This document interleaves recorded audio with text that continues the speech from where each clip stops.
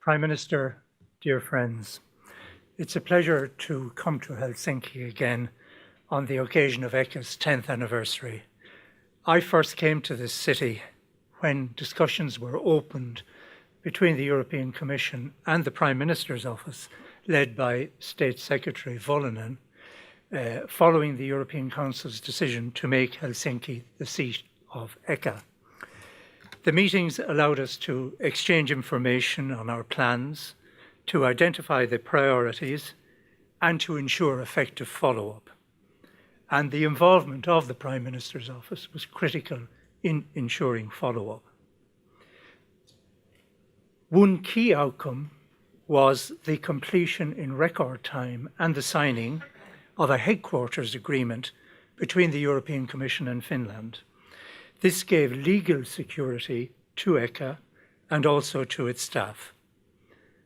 At the time, we had parallel discussions with the city authorities here, and right from the beginning, they indicated a serious level of intent and a practical realism of what would be needed to attract key personnel to Helsinki.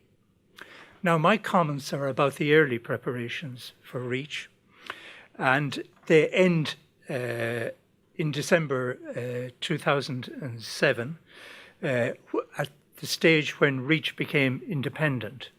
They're based on my own personal recollections, which is about 8 years old now. And of course, they don't represent the views of the Commission in any way. I have to say that also because I have very important people here from the Commission, and I'm very attached to my pension.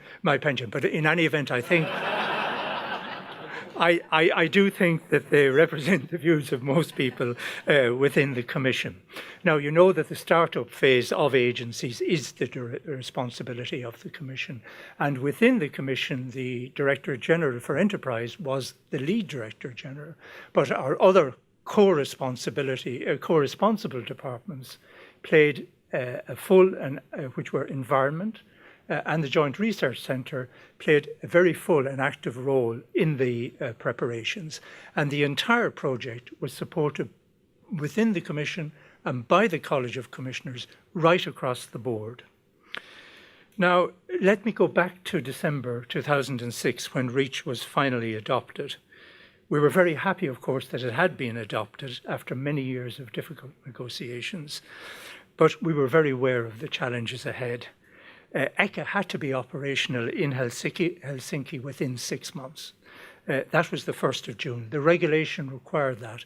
And REACH being a regulation meant that there could be no postponement of any dates.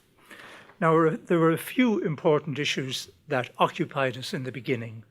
The first question was how to put in place a structure to communicate and explain the detailed requirements of REACH. REACH was very complex. These requirements had to be explained to economic operators, especially SMEs. And that is why the help desks, agency help desks and national help desks, as well as guidance, became very important. The second point was the complexity of developing sophisticated, custom-made IT infrastructure and tools to underpin REACH. If you look at any major project, if it involves IT to even a basic extent, the risks are always very high. And this IT system was especially complex because what it was doing, it was marrying a complex set of scientific requirements with an IT system that just simply couldn't be bought off the shelf. The other issue was human resources. We had an absolute dependence on in-house resources within the Commission. We could not afford to lose any member of the team. We don't put, and you don't put, a gun to anybody's head and say you must stay for the duration of this project. It is voluntary. People can come and go. But it was also very difficult to bring in people into the REACH project, first of all, because it was very difficult to get experienced people, and secondly, bringing in people to a project is a very risky business at any stage. Now, We recognized also that outsourcing would be necessary, but whenever you have to outsource, there's always an element of loss of control, and there's always a risk of delay. We wanted additional resources from member states and from industry. This was vital because industry and member states were repositories of knowledge. We couldn't be sure that that would be forthcoming because industry was occupied setting up its own arrangements and advising companies, and member states had to set up their own arrangements. And finally, there was the transnational dimension. In every major project, the transnational dimension is a major complication. There can be cultural differences, there can be misunderstandings, there can be all kinds of things.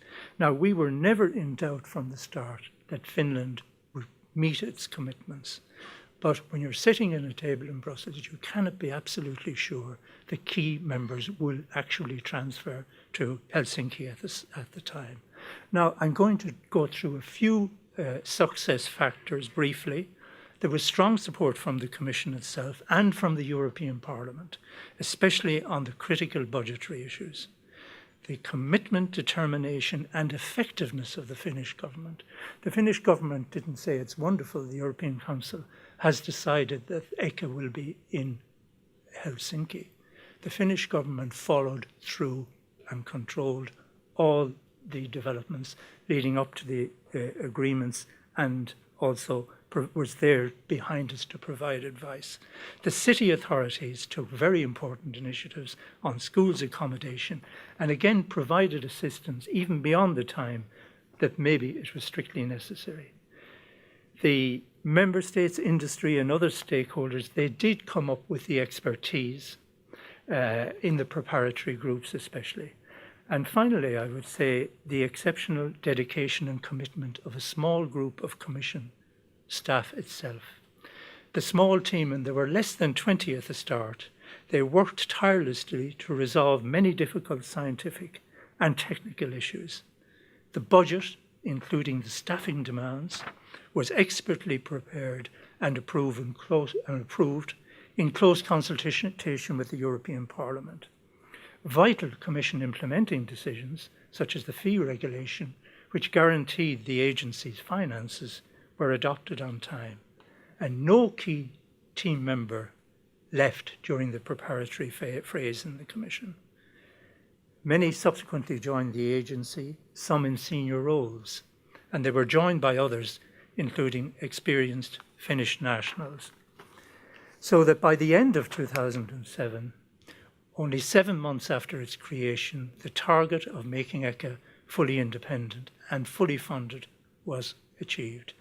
And last but not least, Geert Danset himself, who actively contributed at every stage of the process.